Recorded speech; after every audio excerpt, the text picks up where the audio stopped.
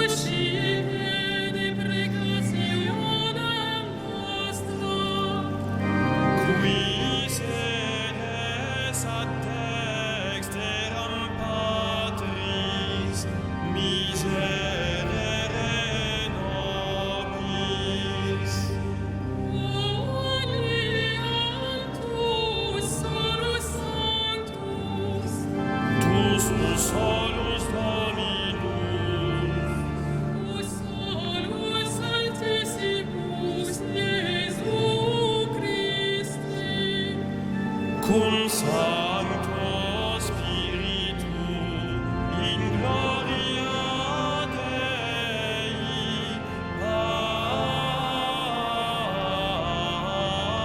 Patris.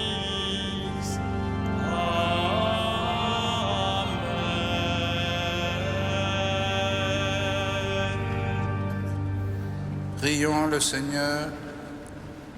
Dieu Tout-Puissant, force de ceux qui espèrent en toi, sois favorable à nos appels. Puisque l'homme est fragile et que sans toi il ne peut rien, donne-nous toujours le secours de ta grâce. Ainsi nous pourrons, en observant tes commandements, vouloir et agir de manière à répondre à ton amour, par Jésus-Christ, ton Fils, notre Seigneur et notre Dieu, qui vit et règne avec toi dans l'unité du Saint-Esprit, maintenant et pour les siècles des siècles.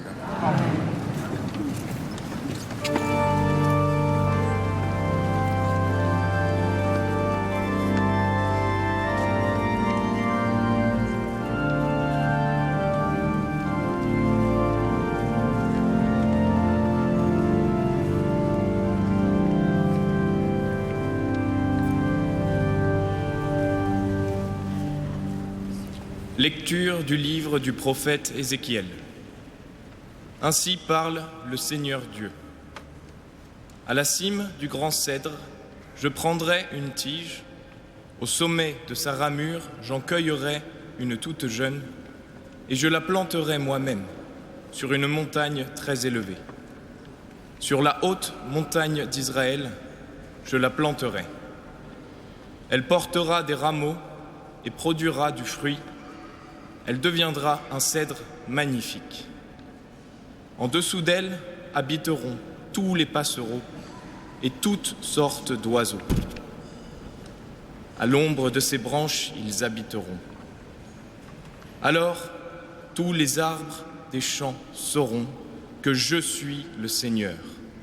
Je renverse l'arbre élevé et relève l'arbre renversé. Je fais sécher l'arbre vert et reverdir l'arbre sec. Je suis le Seigneur, j'ai parlé et je le ferai. Parole du Seigneur.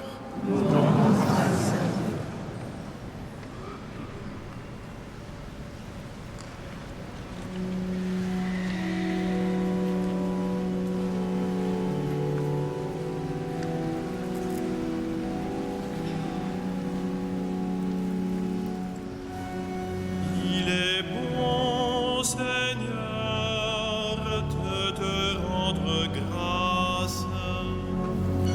Il est bon,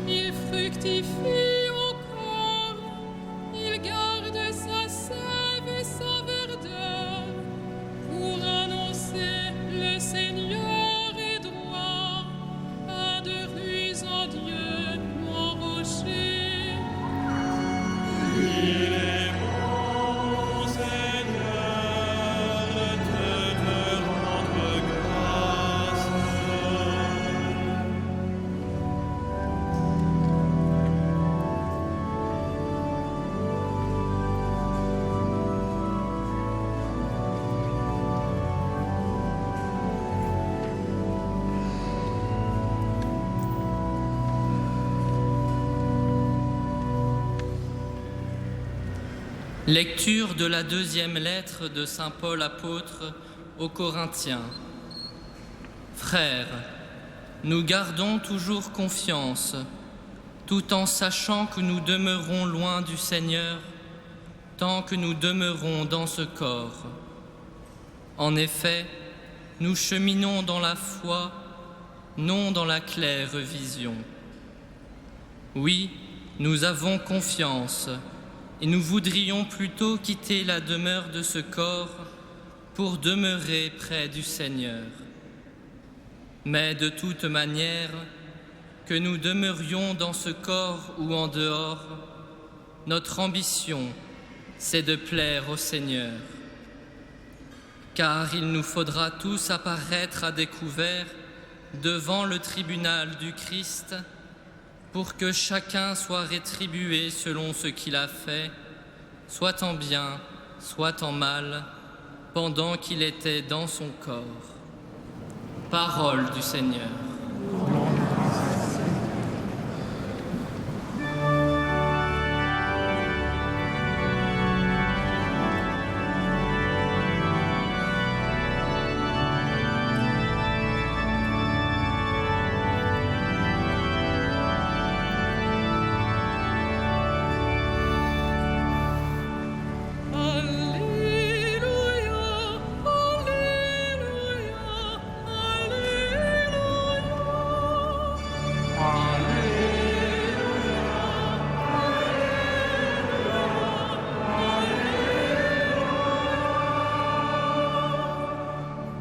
La semence est la parole de Dieu, le semeur est le Christ, celui qui le trouve demeure pour toujours.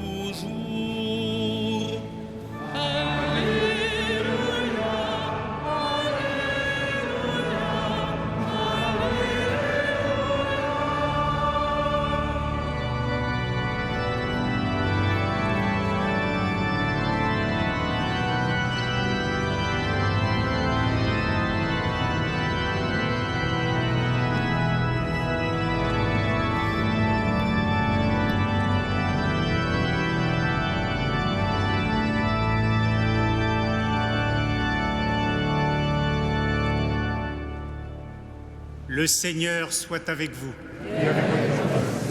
Évangile de Jésus-Christ selon saint Marc.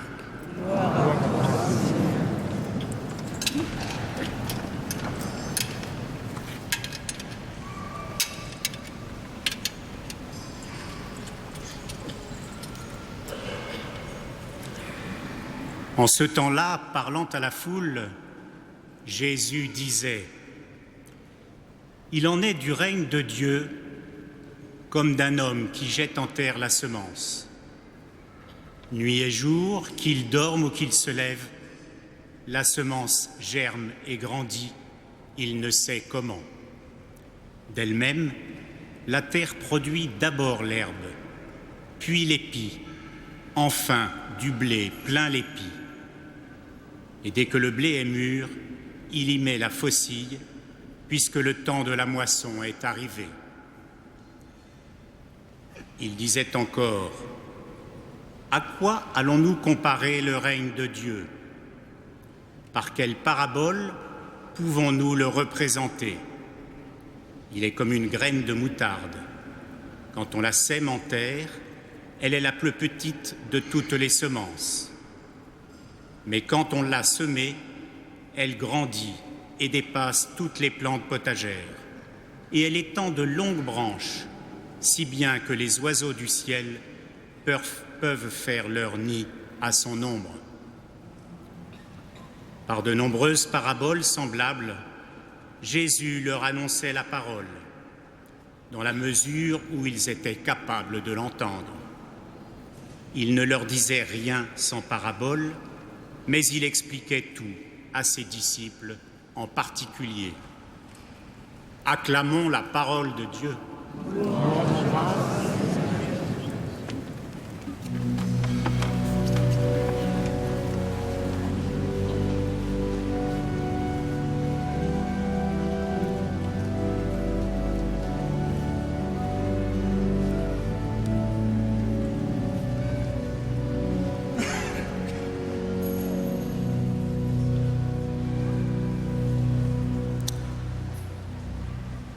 Frères et sœurs,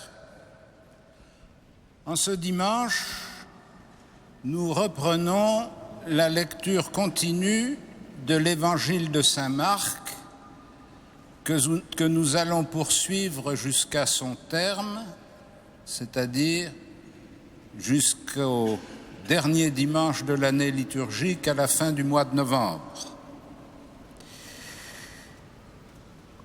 Et la séquence par laquelle nous reprenons cette lecture au chapitre 4 nous présente des paraboles par lesquelles Jésus essaye de faire comprendre ce qu'il est venu faire. Vous vous rappelez peut-être que l'annonce, l'ouverture de cet évangile de Saint Marc était marquée par une formule: le règne de Dieu est proche, convertissez-vous et croyez à la bonne nouvelle. Et toute la difficulté à laquelle étaient confrontés les auditeurs de Jésus, et donc Jésus lui-même, était de savoir comment les Juifs qui l'entendaient annoncer le règne de Dieu comprenaient de quoi il parlait quand il parlait du règne de Dieu, et jusqu'à quel point il n'avait pas tendance à identifier ce règne de Dieu avec un royaume terrestre. Autrement dit, est-ce que l'avènement du règne de Dieu allait être la restauration du royaume de David, l'expulsion des occupants romains, bref, une nouvelle figure de la société politique dans laquelle il vivait. Et il n'était pas facile de faire comprendre en quoi ce règne de Dieu était différent et original. C'est pourquoi Jésus, pour aider ses auditeurs à comprendre un peu mieux de quoi il parlait, les enseignait par de nombreuses paraboles, comme nous dit l'Évangile de Marc. Il leur annonçait la parole par de nombreuses paraboles, dans la mesure où ils étaient capables de l'entendre. Et il ajoute, il ne leur disait rien sans parabole, mais il expliquait tout à ses disciples en particulier. C'est ainsi que nous voyons se dessiner dans la mission du Christ deux niveaux d'auditeurs. Ceux qui ont déjà reçu une certaine éducation au discours du Christ, et surtout ceux qui se sont engagés à sa suite, qui sont devenus ses disciples, auxquels il explique tout. Mais nous verrons, en poursuivant la lecture de l'Évangile de Saint Marc, que quelque clair que ces explications aient pu être, elles n'ont pas suffi à éclairer les disciples. Par contre, la grande foule des auditeurs ne pouvait accueillir le discours du Christ qu'à la mesure de leur entendement, et c'est pourquoi il s'exprime à eux en paraboles. Les deux petites paraboles que nous avons entendues sur le règne de Dieu insistent sur un aspect très important. Il s'agit de comprendre que ce ne sont pas les hommes qui construisent le règne de Dieu, pas même les disciples, mais que c'est Dieu lui-même qui lui donne vie et croissance.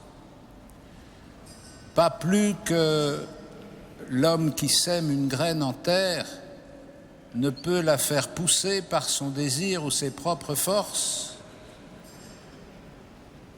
pas plus que par ses efforts. Il peut donner une fécondité particulière, telle que celle que connaît la graine de moutarde. Le règne de Dieu n'est pas au bout de nos efforts, il n'est pas l'application de nos principes et de nos règles pour transformer la société selon nos désirs.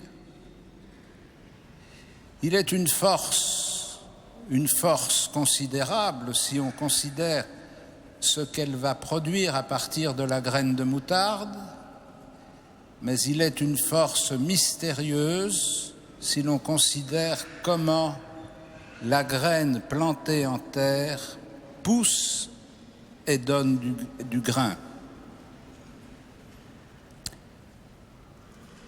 Force mystérieuse et puissante qui traverse les événements et le cours de l'histoire des hommes sans la transformer de manière visible immédiatement.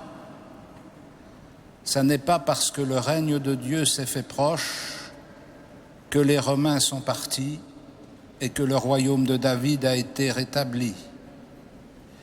Ce n'est pas parce que le règne de Dieu est proche de nous en ce temps que nous vivons que tous les hommes et toutes les femmes de notre temps vont se mettre à vivre selon les commandements de Dieu. C'est pas parce que le règne de Dieu s'est fait proche que nos sociétés vont s'identifier au règne de Dieu. Et nous savons que c'est une tentation permanente pour les chrétiens, soit de vouloir modeler la société en fonction des commandements de Dieu, mais de la modeler par la force, par la conviction, par le combat, par la lutte, et non pas de la modeler par la conversion des cœurs, soit, ce qui est encore plus dangereux, de croire que Dieu est impuissant devant le cours des choses et devant les événements auxquels les hommes sont soumis. Nous voudrions que Dieu agisse à notre manière. Nous voudrions enrôler la force de Dieu pour mettre en œuvre nos objectifs, mais ce n'est pas de cette façon-là que le Christ annonce le règne de Dieu. Dieu travaille au cœur des événements comme il travaille la liberté des hommes, comme il travaille le cœur de tous les hommes, mais d'une façon qui nous échappe et que nous ne maîtrisons pas. Ça s'appelle vivre dans la foi, c'est-à-dire cheminer non pas dans la claire vision, mais dans la confiance à Dieu qui agit. Comme saint Paul le dit aux apôtres aux Corinthiens, gardons toujours confiance, tout en sachant que nous demeurons loin du Seigneur. Nous savons bien que ce monde n'est pas le règne de Dieu. Nous savons bien que par bien des côtés, il est contraire à la volonté de Dieu, que par bien des côtés, il est contraire au commandement de Dieu, et nous ne voyons pas comment il va changer. Mais ce n'est pas parce que nous ne voyons pas comment il va changer que nous devons douter que Dieu soit à l'œuvre. Ce n'est pas parce que nous n'avons pas une claire vision que nous devons perdre confiance dans le Seigneur. Ainsi, nous autres, chrétiens du XXIe siècle, dans cette société sécularisée, nous ne devons pas céder à la tentation de penser que Dieu veut que la société se christianise massivement. Nous devons chercher de tout notre cœur comment contribuer à l'action de Dieu en ce monde. Nous devons croire de toute notre âme que la conscience des hommes n'est pas encore anesthésiée. Nous devons espérer de toutes nos forces que la parole de Dieu continue de parler au cœur de tout homme. Et notre mission, c'est d'annoncer cette parole de Dieu. C'est d'annoncer la vie nouvelle que nous avons reçue, de donner dans ce monde des signes visibles qu'il y a quelque chose de neuf dans l'histoire. Mais les signes visibles, nous devons accepter de les porter dans ce temps de la mort, dans ce temps qui est soumis à la mort. Nous devons accepter de porter ces signes sans avoir la claire vision du résultat. Dieu ne nous demande pas de dominer le monde, il nous demande d'être un ferment dans le monde, il nous demande d'être du sel dans la terre, il nous demande d'être une lumière pour le monde et il nous garantit que c'est lui qui donnera la croissance et la fécondité pour que son règne soit un abri pour tous les êtres vivants. Amen.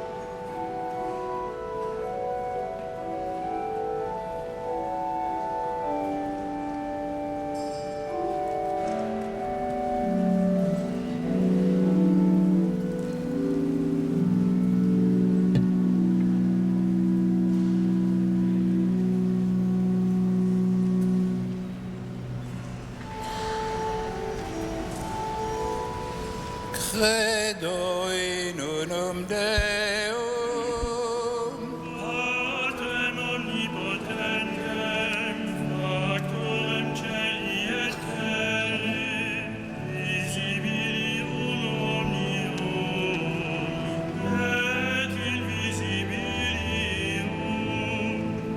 Et in unum Dominum, Iesu Christum,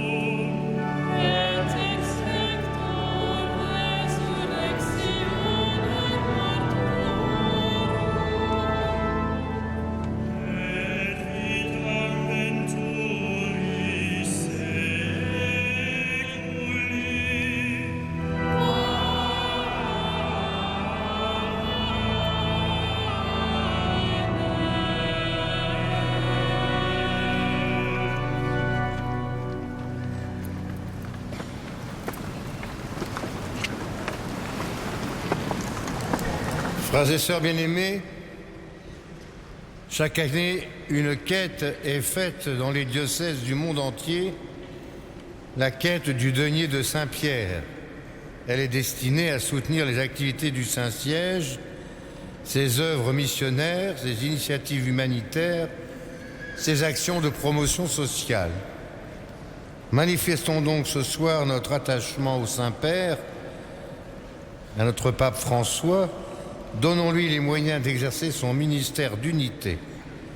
Le denier de Saint-Pierre contribuera alors à l'action du successeur de Pierre, notamment en faveur des diocèses pauvres, des instituts religieux démunis et de fidèles confrontés à de graves difficultés, comme nos frères d'Orient. D'avance, un grand merci.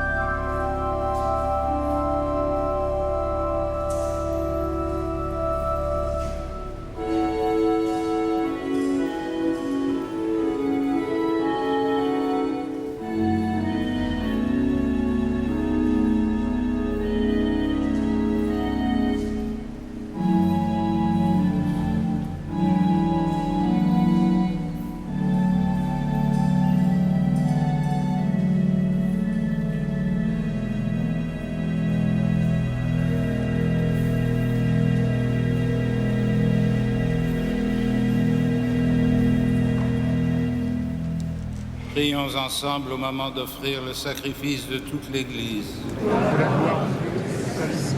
Seigneur, tu as voulu que nous trouvions dans les biens que nous te présentons les nourritures de cette vie et le sacrement d'une vie nouvelle. Fais que nos corps et nos âmes puissent toujours en bénéficier par Jésus, le Christ, notre Seigneur. Amen. Le Seigneur soit avec vous. Élevons notre cœur.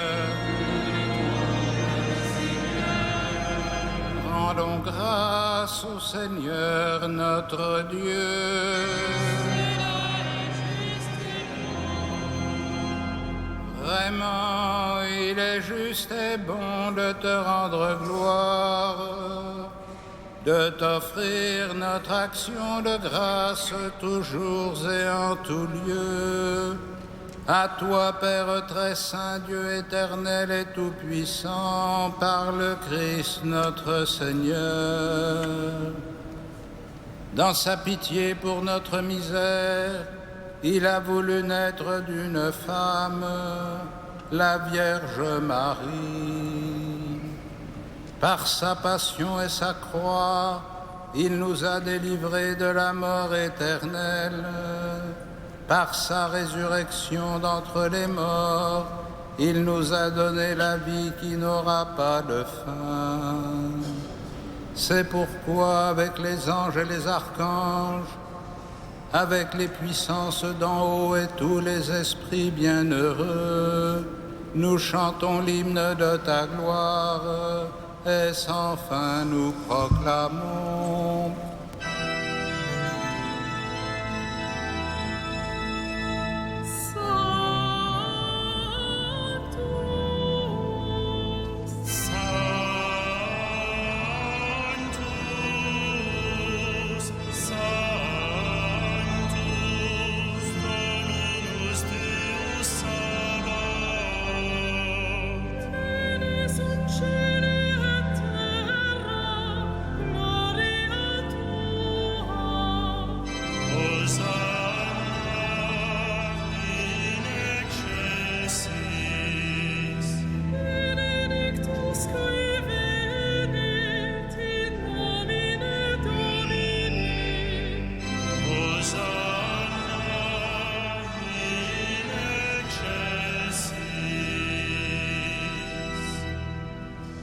Tu es vraiment saint, Dieu de l'univers, et toute la création proclame ta louange, car c'est toi qui donnes la vie, c'est toi qui sanctifies toutes choses par ton Fils Jésus-Christ, notre Seigneur, avec la puissance de l'Esprit Saint. Et tu ne cesses de rassembler ton peuple afin qu'il te présente partout dans le monde une offrande pure. C'est pourquoi nous voici rassemblés devant toi et dans la communion de toute l'Église, en ce premier jour de la semaine, nous célébrons le jour où le Christ est ressuscité d'entre les morts. Par lui que tu as élevé à ta droite, Dieu Tout-Puissant, nous te supplions de consacrer toi-même les offrandes que nous apportons. Sanctifie-les par ton Esprit, pour qu'elles deviennent le corps et le sang de ton Fils Jésus-Christ, notre Seigneur, qui nous a dit de célébrer ce mystère. La nuit même où il fut livré, il prit le pain, en te rendant grâce, il le bénit, il le rompit et le donna à ses disciples en disant : « Prenez et mangez-en tous, ceci est mon corps livré pour vous. »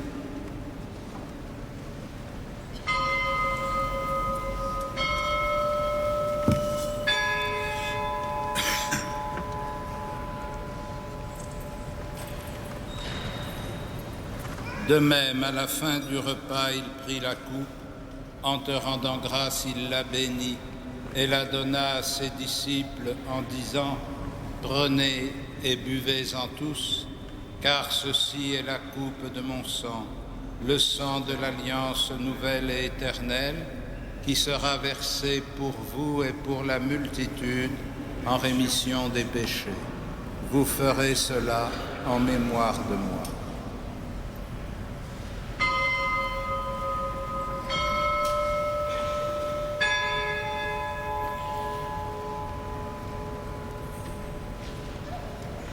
Il est grand le mystère de la foi.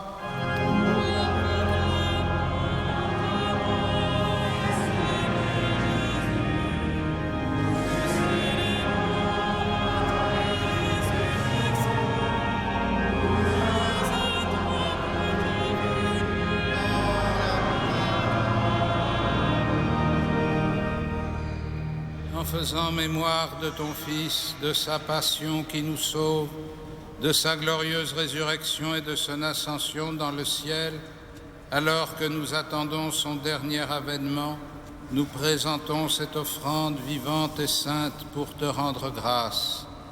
Regarde, Seigneur, le sacrifice de ton Église et daigne y reconnaître celui de ton Fils qui nous a rétablis dans ton alliance.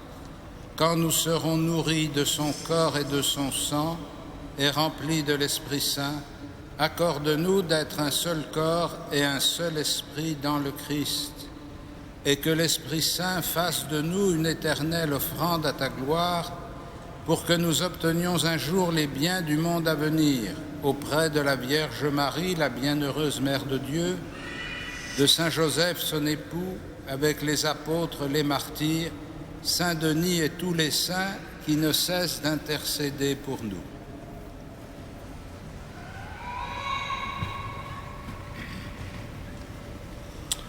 Et maintenant, nous te supplions, Seigneur, par le sacrifice qui nous réconcilie avec toi, étends au monde entier le salut et la paix. Affermis la foi et la charité de ton Église au long de son chemin sur la terre. Veille sur ton serviteur, le pape François, notre évêque André, l'ensemble des évêques, les prêtres, les diacres, tout le peuple des rachetés. Écoute les prières de ta famille assemblée devant toi. Ramène à toi, Père très aimant, tous tes enfants dispersés.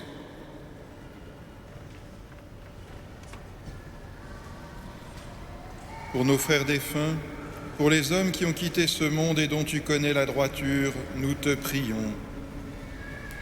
Reçois-les dans ton royaume, où nous espérons être comblés de ta gloire, tous ensemble et pour l'éternité, par le Christ notre Seigneur, par qui tu donnes au monde toute grâce et tout bien. Par lui, avec lui et en lui. À toi, Dieu le Père Tout-Puissant, dans l'unité du Saint-Esprit.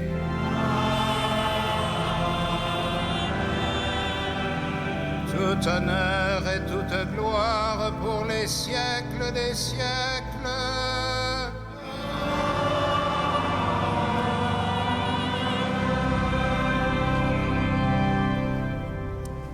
Unis dans le même esprit, nous pouvons dire avec confiance la prière que nous avons reçue du Sauveur. Notre Père qui es aux cieux, que ton nom soit sanctifié, que ton règne vienne, que ta volonté soit faite sur la terre comme au ciel. Donne-nous aujourd'hui notre pain de ce jour. Pardonne-nous nos offenses, comme nous pardonnons aussi à ceux qui nous ont offensés. Et ne nous soumets pas à la tentation, mais délivre-nous du mal. Délivre-nous de tout mal, Seigneur, et donne la paix à notre temps. Par ta miséricorde, rends-nous libres du péché. Rends-nous forts devant les épreuves en cette vie, où nous espérons le bonheur que tu promets et l'avènement de Jésus-Christ, notre Sauveur.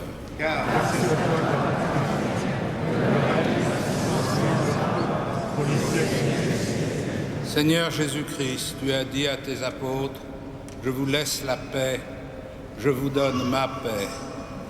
Ne regarde pas nos péchés, mais la foi de ton Église.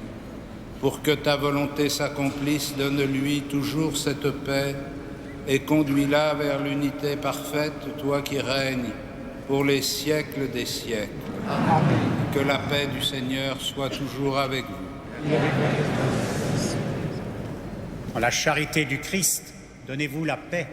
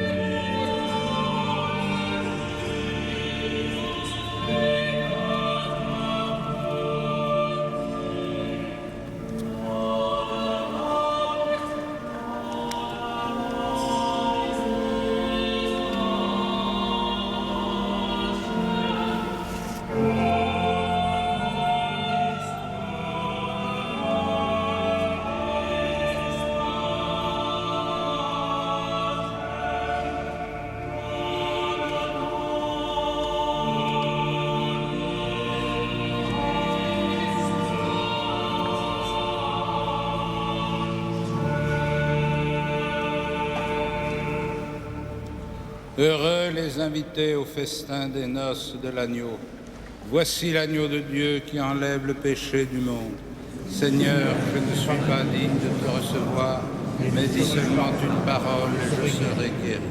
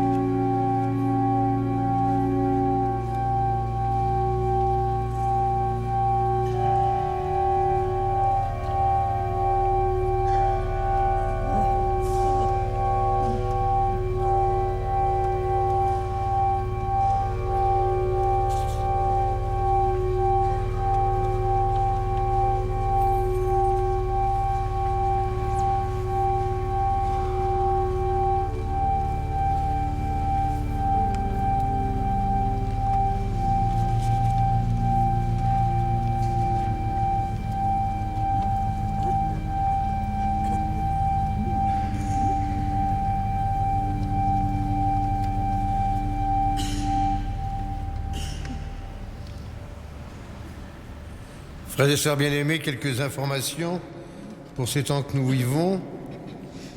Tout d'abord, nous entourons la famille de Charles Cérulaz et ses confrères bénévoles. Suite au décès de Charles, nous ne savons pas encore la date précise, probablement la semaine prochaine, de ses obsèques. D'autre part, mardi 16 juin, solennité de la dédicace de la cathédrale. 17h45, vêpres solennelles avec le chapitre. 18h15, la messe solennelle sera présidée par notre archevêque. Au cours de cette messe, 3 nouveaux clercs recevront leur croix de clerc, comme c'est désormais la tradition. Le soir du 16 juin, pour continuer la fête, à 20h30, récital d'orgue par Pierre Méat, organiste titulaire du grand orgue de la cathédrale de Reims. Vous pouvez prendre des places cette semaine encore à l'accueil, comme l'on dit. Dimanche 21 juin, fête de la musique, nous nous associerons à 20h30, récital d'orgue par les élèves du Conservatoire national supérieur de la musique de Paris et de Lyon. Suivi de quelques films projetés, les portes de la cathédrale fermeront à 1h environ. Donc ce sera le 22 juin quand ça fermera. Samedi 27 juin à 9h30, nous aurons la grande joie d'accueillir 13 nouveaux prêtres qui seront ordonnés ce jour-là pour le diocèse de Paris par notre archevêque. Donc c'est à 9h30, donc venez vers 8h30, 9h. Il y aura un grand dispositif dans la cathédrale et des chaises sur le parvis ainsi que des écrans. Normalement, il fera beau et nous pourrons ainsi vivre cette célébration ce samedi 27 juin. En conséquence, il n'y aura pas de messe ni à 8h, ni à 9h, ni à midi. Enfin, nous pourrons savoir que tous les samedis et dimanches encore de juin, nous aurons, sauf le dimanche 28 juin, ces opéras d'images « Réjouis-toi, Marie ». Nous mettons debout pour terminer ensemble notre prière avec notre archevêque.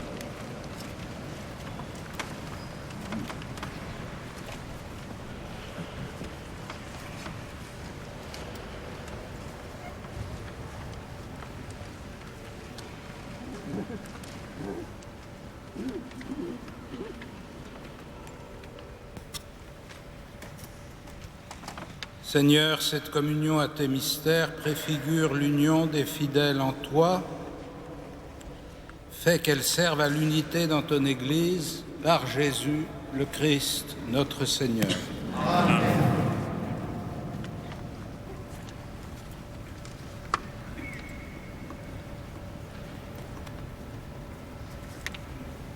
Le Seigneur soit avec vous. Et avec vous. Que Dieu Tout-Puissant vous bénisse, le Père, le Fils et le Saint-Esprit. Amen. Allez dans la paix du Christ.